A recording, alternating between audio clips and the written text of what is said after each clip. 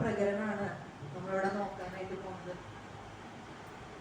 ഇവിടെ ഭഗവാന്റെ ഒരു ദിവസം എങ്ങനെയാണ് തുടങ്ങണമെന്ന് പറഞ്ഞിട്ടാണ്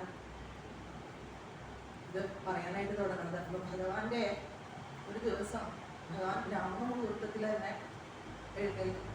ബ്രാഹ്മേ മുഹൂർത്ത ഉദ്ധായ വായുപസ്പർശമാധവ ദദോ പ്രസന്നകരണ ആത്മാനം തമസത്വരം.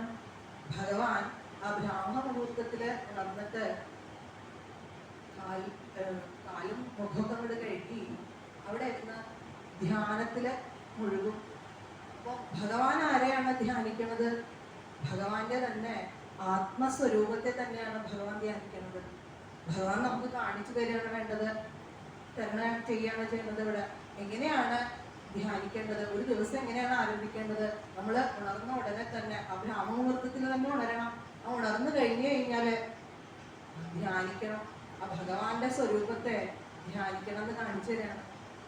അതിനുശേഷം സ്നാനാദികളൊക്കെ കഴിഞ്ഞിട്ട് ഭഗവാൻ വിപ്രന്മാരെ, ആ ഋഷീശ്വരന്മാരെ, ദേവന്മാരെയൊക്കെ പൂജിക്കുകയാണ് ചെയ്യണത്. അവരെ നമസ്കരിക്കുന്നു. ആ ഗോക്കളെ ഇവിടെ പറയുന്നുണ്ട്, ഗോ വിപ്രദേവത വൃദ്ധ ഗുരുൻ ഭൂതാനി സർവച നമസ്കൃത്യാത്മസംഭൂതി മംഗളാനി സമസ്പൃശത്. ഗോക്കളെ, ആ വിപ്രന്മാരെ, ദേവന്മാരെ ഒക്കെ ആ വേണ്ട വിധത്തില് നമസ്കരിക്കുകയാണ് ചെയ്യണത്. ആ നമസ്കരിച്ച് പൂജിച്ച് അവർക്ക് വേണ്ട ദാനാദി ധർമ്മങ്ങളൊക്കെ നടത്തുകയാണ് ചെയ്യുന്നത്. ഏറ്റവും ശ്രേഷ്ഠമായിട്ടുള്ള വസ്തുക്കളെയാണ് നമ്മൾ ദാനം ചെയ്യേണ്ടത്. ഭഗവാൻ ഇവിടെ കാണിച്ചു തരികയാണ് അത് ചെയ്യണത്. അല്ലാതെ വേണ്ടാത്ത വസ്തുക്കളെയല്ല ദാനം ചെയ്യേണ്ടത്, ഏറ്റവും ശ്രേഷ്ഠമായിട്ടുള്ളതിനെ വേണം ദാനം ചെയ്യാനായിട്ട്. കൊമ്പും കുളമ്പും ഒക്കെ കെട്ടിയ പശുക്കളെ ദാനം ചെയ്യുന്നു. പിന്നെ തിലം, കൃഷ്ണാജിനം തുടങ്ങിയവയൊക്കെ ഭഗവാൻ ദാനം ചെയ്യുകയാണ് ചെയ്യുന്നത്. പിന്നെ വിപ്രന്മാർക്കും ആ വൃദ്ധന്മാർക്കും ഒക്കെ അവരെ നമസ്കരിച്ചുകൊണ്ട് അവർക്ക് വേണ്ട ഭോഗ സാധനങ്ങളൊക്കെ നൽകുകയാണ് ചെയ്യുന്നത്. ഭഗവാന്റെ ഭരണത്തില് ആർക്കും തന്നെ ഒന്നിനും കുറവുണ്ടായിരുന്നില്ല. എല്ലാവർക്കും എല്ലാം കിട്ടിക്കൊണ്ടിരുന്നു. എല്ലാം വേണ്ടത് വേണ്ട പോലെ ആ ഭഗവാൻ നൽകിക്കൊണ്ടിരുന്നു. ഇതെല്ലാം കഴിഞ്ഞിട്ട് ഭഗവാൻ സ്വന്തമായിട്ട് തന്നെ അലങ്കരിക്കുകയാണ്. ഭഗവാനെ തന്നെ ഭഗവാൻ അലങ്കരിക്കുകയാണ്. അലങ്കാരപ്രിയനാണ് ഭഗവാൻ. ഭഗവാൻ മഞ്ഞപ്പെട്ടൊക്കെ ഞൊറിഞ്ഞെടുത്തിട്ട് ആ ഇടിമിന്നലിന്റെ ശോഭയേക്കാളും കൂടുതലാണ് ഭഗവാന്റെ മഞ്ഞപ്പെട്ടിനെന്നാണ് പറയുക. അപ്പൊ ആ മഞ്ഞപ്പെട്ടൊക്കെ വേണ്ട വിധത്തിലൊക്കെ ഞൊറിഞ്ഞെടുത്ത് ആ ഉത്തരിയൊക്കെ ധരിച്ച് ദിവ്യങ്ങളായിട്ടുള്ള അലങ്കാര വസ്തുക്കളെ കൊണ്ട് തന്റെ ശരീരത്തിനെയൊക്കെ അലങ്കരിക്കും ഭഗവാൻ. ആ തോൾവളകള്, കൈവളകളൊക്കെ അണിഞ്ഞ് രത്നാഭരണങ്ങളൊക്കെ അണിഞ്ഞുകൊണ്ട് ഭഗവാൻ എങ്ങനെ തന്റെ സഭയായിട്ടുള്ള ആ സുധർമ്മയിലേക്ക് യാത്രയാവുകയാണ്.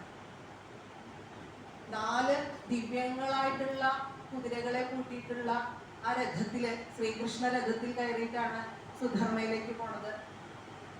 ഭഗവാന്റെ കൂടെ സാത്വികയും ആ മന്ത്രിയായിട്ടുള്ള ഉദ്ധവരുണ്ട്. ഭഗവാന്റെ തേരാളിയായത് ദാരുകനാണ്. അങ്ങനെ അവർ ആ കൃഷ്ണരഥത്തിൽ കയറിക്കൊണ്ട് ഭഗവാന്റെ സഭയായിട്ടുള്ള ആ സുധർമ്മയിലേക്ക് പ്രവേശിക്കുകയാണ്.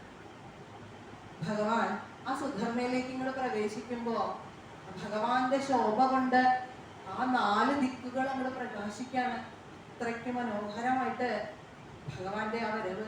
ആ ഭഗവാൻ ഇങ്ങനെ വരുമ്പോ ആ 4 ദിക്കുകൾ ഇങ്ങനെ ശോഭിക്കും.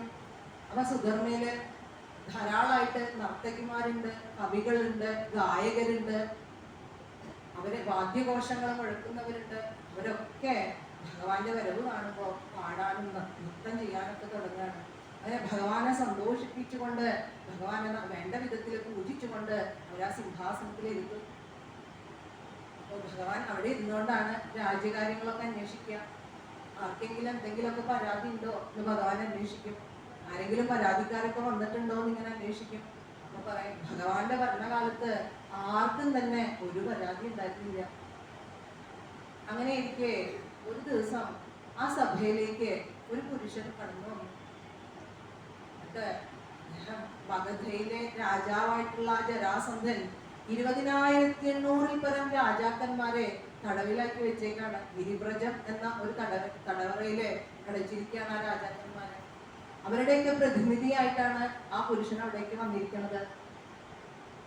രക്ഷിക്കണേ എന്ന് പറഞ്ഞുകൊണ്ട് ഭഗവാന്റെ കാൽക്കൽ നമസ്കരിച്ചുകൊണ്ട് പ്രാർത്ഥിക്കുകയാണ് ആ പുരുഷൻ.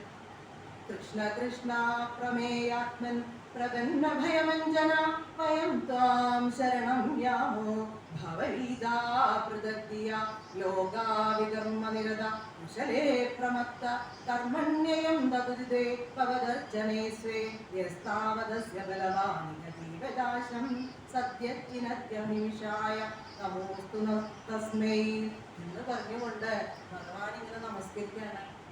ഭക്തവത്സലനായിട്ടുള്ള അങ്ങ് ഞങ്ങളെ രക്ഷിക്കണം. അങ്ങ് ഭക്തന്മാർക്ക് വേണ്ടതെല്ലാം കൊടുക്കുന്നവനല്ലേ. ആ ദുർജനങ്ങളെ ഒക്കെ നശിപ്പിച്ചിട്ട് സജ്ജനങ്ങൾക്ക് വേണ്ടതെല്ലാം കൊടുക്കുന്നവനല്ലേ അങ്ങ്. അപ്പൊ അങ്ങ് ഞങ്ങളെ രക്ഷിക്കണം. ഇവിടെ ഞങ്ങൾ എന്ത് തെറ്റാണ് ചെയ്തതെന്ന് വെച്ചാല് ജരാസന്ധനായിട്ട് 17 പ്രാവശ്യം ഭഗവാൻ യുദ്ധം ചെയ്തു. ആ യുദ്ധത്തില് ഞങ്ങൾ പങ്കെടുത്തില്ല, ജരാസന്ധന്റെ കൂടെ നിന്നില്ല.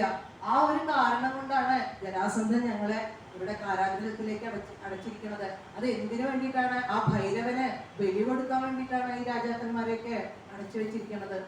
അപ്പൊ അങ്ങയുടെ കീർത്തി ഞങ്ങൾക്ക് വേണ്ടുവോളം അറിയാം. അങ്ങ് ആരാണെന്ന് അങ്ങയുടെ ആ ശക്തി അറിയുന്നവരാണ് ഞങ്ങള്. ഭക്തവത്സരനായ അങ്ങയുടെ കൂടെ നിൽക്കാതെ ആ ജരാസന്ധന്റെ കൂടെ നിൽക്കാനൊന്നും ഞങ്ങൾക്ക് കഴിയില്ല. അതുകൊണ്ടാണ് നിൽക്കാതിരുന്നത്. അപ്പൊ അങ്ങ് ഇനി ഞങ്ങളുടെ കർമ്മദോഷം കൊണ്ടാണോ പൂർവ്വജന്മദോഷം കൊണ്ടാണോ ഞങ്ങൾക്ക് ഇതൊക്കെ ഉണ്ടായത് എങ്കിൽ